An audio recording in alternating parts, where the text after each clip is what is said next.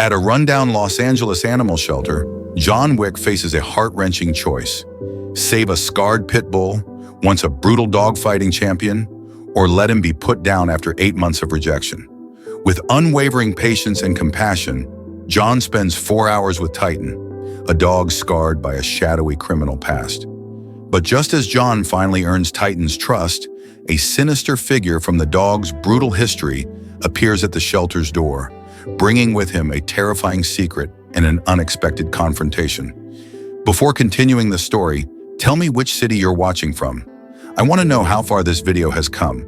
Don't forget to like and subscribe to the channel so I can send you exciting stories like this every day. Thank you. The Los Angeles sun beat down mercilessly on the Positive Future Animal Shelter, a rundown building on the outskirts of the city. The shelter had seen better days, its faded blue paint peeling off the walls and a broken sign that creaked in the wind. But it wasn't the building's condition that brought John here on this scorching Tuesday afternoon. It was a desperate phone call from his old friend Elena Harper, the shelter's lead veterinarian. "There's this dog, John," she had said, her voice breaking. "He's been here for 8 months. Nobody wants him. Tomorrow is his last day." The dog in question was Titan, a 3-year-old pit bull with a web of scars across his face and torso, lasting reminders of his former life as a fighting dog. He had been rescued during a police raid on a notorious dogfighting ring run by Vincent Crow, a wealthy underground fight organizer who had managed to evade arrest. While the other dogs from the raid had either been adopted or rehabilitated, Titan remained trapped in his past, too traumatized to trust anyone. John sat cross-legged on the cold concrete floor, maintaining a respectful distance from Titan. The dog's amber eyes tracked his every movement, muscles tense and ready to flee. 8 months of rehabilitation had taught the shelter staff that Titan would shut down completely if anyone tried to approach him directly. "I brought something for you," John said softly, reaching into his jacket pocket. The rustle of paper made Titan's ears twitch. With deliberate slowness, John unwrapped a chicken sandwich and placed half of it on the floor between them. Elena watched from the doorway, clipboard clutched to her chest. In 15 years of veterinary work, she had never seen a case quite like Titan's. The dog didn't just fear humans, he seemed to have lost his ability to hope. Even the shelter's most experienced behaviorists had made little progress. His psychological evaluation suggests severe PTSD, Elena explained, keeping her voice low. "The fighting ring where we found him, it was one of the worst cases I've ever seen. Crow forced the dogs to fight to the death while his clients placed bets. Titan was one of his champions." John absorbed this information without taking his eyes off Titan. The dog hadn't touched the sandwich, but his nose was working overtime, small sniffs punctuating the heavy silence. "Tell me more about Crow," John said, his voice carrying an edge that hadn't been there before. Elena hesitated. "He's still out there. The police raid only caught his lower-level operators. He moved his operation underground, but we hear rumors. Some say he started up again in abandoned warehouses near the port." As if understanding they were discussing his former tormentor, Titan let out a low whine. John began humming softly, a gentle melodic tune that seemed to float in the air between them. To Elena's amazement, Titan's rigid posture slowly began to soften. "You know," John said between verses, "I spent a lot of time alone too. After my best friend died, I didn't want to connect with anyone. Grief and trauma, they can make us believe we're safer in isolation." He reached into his pocket again, this time pulling out a small leather-bound book. Titan's eyes followed his movements, but the fear in them had been partially replaced by curiosity. This was his favorite book. "I carry it with me sometimes as a reminder that the connections we make are worth the risk of getting hurt." John placed the book on his lap and opened it, pretending to read while actually watching Titan from his peripheral vision. The minutes ticked by. Elena had to attend to other shelter duties, but she checked in periodically. Each time she passed the kennel, she noticed subtle changes. Titan had inched forward, barely perceptible movements that nevertheless represented massive steps for a dog, usually pressed himself against the wall when humans were present. By the 3rd hour, something remarkable happened. Titan, driven perhaps by hunger or a growing sense of safety, finally took the sandwich. He ate it in small, cautious bites, never taking his eyes off John. But he ate it. "Good boy," John whispered, his voice thick with emotion. "You're so brave." It was during the 4th hour that the true breakthrough occurred. John had been reading aloud from the book, a passage about friendship and loyalty, when Titan suddenly stood up. Everyone in the shelter held their breath as the dog took shaky steps toward John. 3 feet away, 2 feet, 1. Titan stopped, his scarred face level with John's. Their eyes met, and in that moment, something profound passed between them. A recognition of shared pain, of survival, of the possibility of healing. Then Titan did something he hadn't done in the 8 months since his rescue. He lowered his head and allowed John to touch him. Elena, watching from the doorway, had to stifle a sob. But the story wasn't over.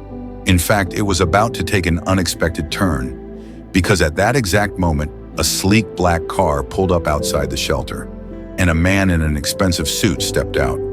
Vincent Crowe had come to tie up loose ends, unaware that his arrival would set in motion a chain of events that would change everything. Through the kennel window, Titan spotted his former tormentor. A low growl rumbled in his chest, but instead of retreating in fear, he pressed closer to John. In that simple gesture, a partnership was formed, one that would soon be tested in ways neither of them could imagine. As Crowe's footsteps echoed down the shelter corridor, John placed a protective hand on Titan's back. "Don't worry," he whispered to the dog. "This time, you're not facing him alone." The air crackled with tension as Crowe's shadow fell across the kennel door. Titan's muscles tensed under John's palm, but he didn't flee. Something had changed in those 4 hours, something that would prove to be Crowe's worst nightmare. Because while he had come to silence a witness to his crimes, what he found instead was a warrior who had rediscovered his courage, and a man who had made a silent vow to protect him at any cost. Vincent Crowe's polished shoes clicked against the shelter's concrete floor as he approached the kennel, each step echoing like a countdown. He carried himself with the artificial confidence of a man who had never faced consequences for his actions, his designer suit a stark contrast to the shelter's humble surroundings. "I'm here about the pit bull," Crowe announced, his voice dripping with fake concern. "I run a rehabilitation program for fighting dogs. Very exclusive, very successful." He pulled out a business card, offering it to Elena with manicured fingers. Elena's hand instinctively tightened on her clipboard. "The shelter is actually closed for the day, sir, and Titan isn't available for..." "Titan?" Crowe's mask slipped for a fraction of a second, genuine surprise crossing his features. "Is that what you're calling him?" "We knew him as Killer." The word hung in the air like poison. Inside the kennel, Titan's growl deepened, but he remained pressed against John's side. John's hand never left the dog's back, his fingers gently working through the fur, grounding them both. "You seem to know a lot about fighting dogs," John said quietly, rising to his feet. Crowe's eyes widened slightly as he recognized the actor, clearly not expecting this complication. "Mr. Wick? What a surprise!" Crowe recovered quickly, flashing his practiced smile. "I'm a big fan. Perhaps we could discuss this privately. I have some concerns about this particular animal's history that the shelter might find interesting." Elena stepped between them. "Mr. Crowe, I'm going to have to ask you to leave. We have security cameras recording everything, and I've already alerted our police liaison about your visit."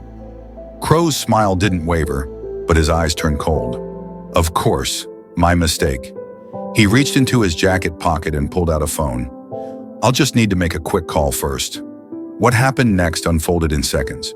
2 men burst through the shelter's back door, their heavy boots thundering down the corridor. Elena screamed as one of them grabbed her, pressing something metal against her back. The other aimed a taser at John. "Now," Crowe said calmly, "let's discuss Titan's future without all this tedious bureaucracy." But Crowe had made a crucial mistake. In his arrogance, he'd forgotten that Titan wasn't the same broken creature from his fighting pits. The dog launched forward with surprising speed, positioning himself between the armed men and Elena. John moved simultaneously, his years of action movie training translating into real-world muscle memory. He knocked the taser from the second man's hand and drove his elbow into the attacker's solar plexus. Security footage uploads automatically to our cloud server, Elena managed to say, despite the arm around her throat. Every minute of this. Crow's composure finally cracked. Shut her up. The man holding Elena tightened his grip, but Titan had been waiting for this moment. He lunged not to attack, but to create a distraction. His powerful bark echoed through the shelter like a thunderclap, startling Elena's captor just enough for her to break free. What Crow and his men didn't know was that Titan's barking was a signal. The shelter's other dogs joined in, creating a deafening chorus that would be heard for blocks. Lights flashed in the parking lot. The night security guard had arrived early for his shift. Boss, we got company. The man John had struck stumbled toward the exit, clutching his ribs. Crow pulled out a gun, desperation replacing his smooth confidence. No one's going anywhere until I deal with that dog. He's evidence. Can't leave him alive. Wrong move, John said, his voice carrying a deadly calm that made even Crow hesitate.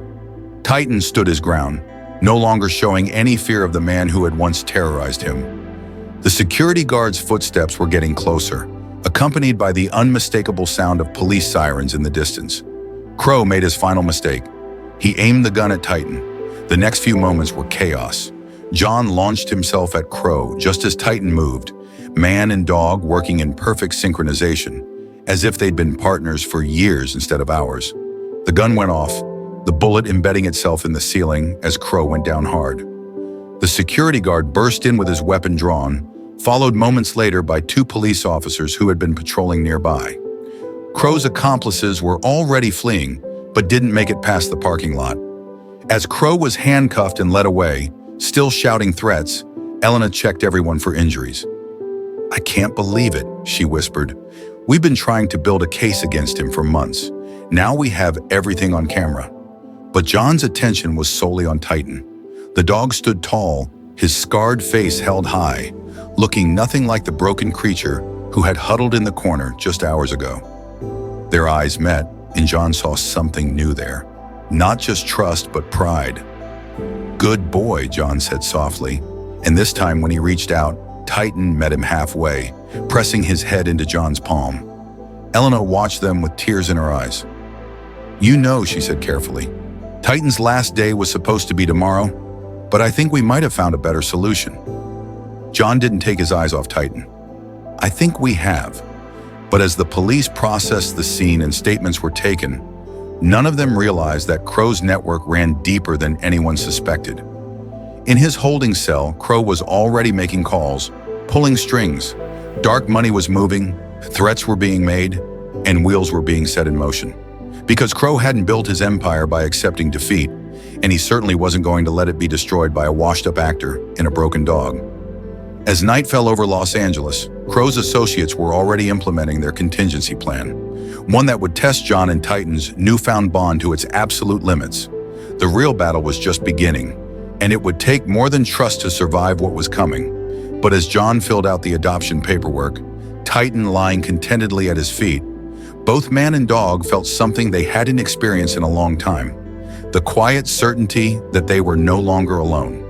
Elena locked up the shelter that night with a mixture of hope and anxiety. She knew Crow's type, men who thought money could buy them immunity from justice. As she armed the security system, she couldn't shake the feeling that this story was far from over. She was right, because at that very moment, in a luxurious office across town, a group of men in expensive suits were looking at photographs of John and Titan, making plans that would turn their world upside down. Crow might be in custody, but his influence was about to be felt in ways that would shake Los Angeles to its core. 3 days after Crow's arrest, John woke to Titan's low growl. The dog stood rigid by the bedroom window of John's Hollywood Hills home, his eyes fixed on something in the darkness. Years of working on action films had taught John to trust such warnings. Animals often sense danger before humans could. He reached for his phone just as the security system went dark. Good boy, John whispered, scratching behind Titan's ears. Time to show them what we can do. The sound of breaking glass downstairs confirmed their suspicions. Titan's growl deepened, but he stayed perfectly still, waiting for John's signal. The transformation in the dog over the past few days had been remarkable. With proper care and training, Titan had revealed himself to be not just brave, but brilliant.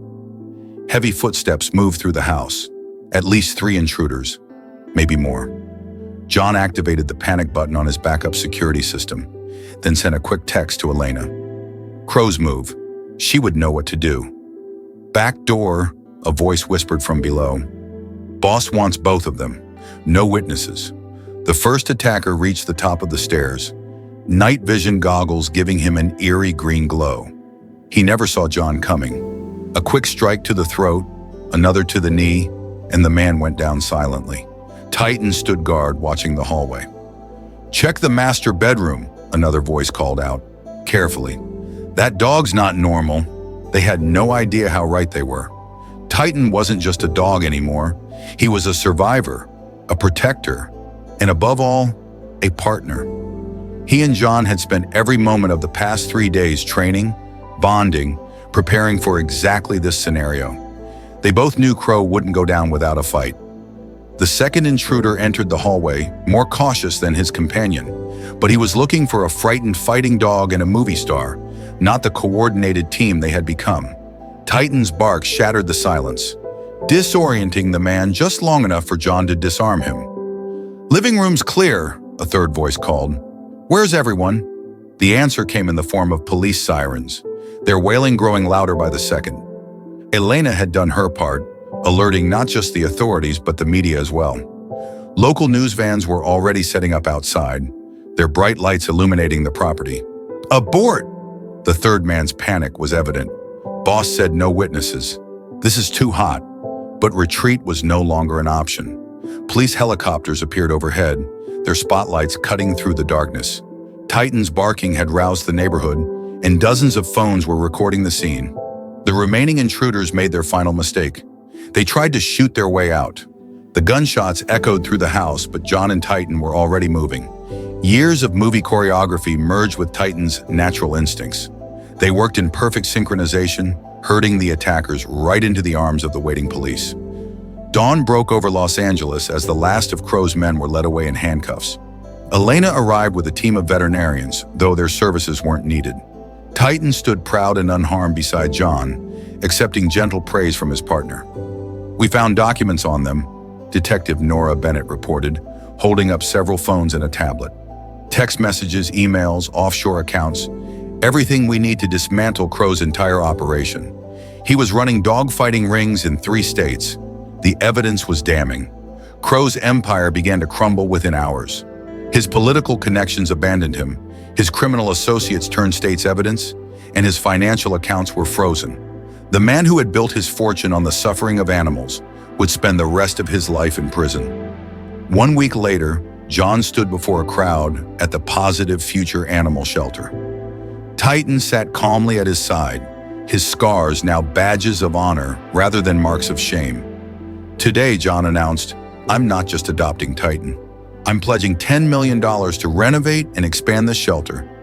Every fighting dog deserves a chance at redemption, and every shelter deserves the resources to help them. Elena, standing nearby with tears in her eyes, knew this was just the beginning. The media coverage of Crow's attack had brought worldwide attention to the issue of dogfighting. Donations were pouring in, and other celebrities were following John's lead. But more importantly, Titan's story was changing how people viewed rescue dogs.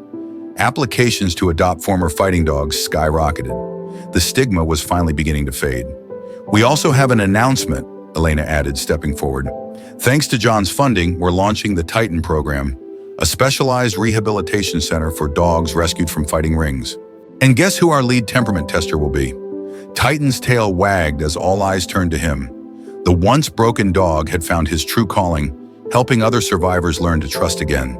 With John's support and Elena's expertise, the program would go on to save thousands of dogs. 6 months later, John sat in his garden watching Titan play with his latest rehabilitation case, a timid pit bull named Nova. The change in Titan still amazed him. Every day, the dog showed him new depths of intelligence and compassion. You know, John said to Elena, who had stopped by to check on Nova's progress, people keep asking me if I saved Titan, but the truth is, we saved each other. Titan stretched out at John's feet, completely at peace. Tomorrow would bring new challenges, more dogs to help, more lives to change. The story of John Wick and Titan isn't just a touching tale of trust and redemption. It's proof that compassion can transform two lives, a man and a dog the world had given up on. From those 4 hours in a cold shelter kennel to facing down a relentless enemy, they overcame darkness together to find light. Titan went from a broken fighter to a symbol of hope, helping thousands of other dogs reclaim their lives, while John showed us that true heroes are the ones who stand up for the overlooked. If this story gripped you, if the power of friendship and courage against all odds moved you, then stick with us. Please hit that subscribe button on our YouTube channel and turn on notifications so you don't miss out on more inspiring stories like this. Together, we can spread kindness and change the world, one story at a time. Thanks for watching, and we'll see you in the next video.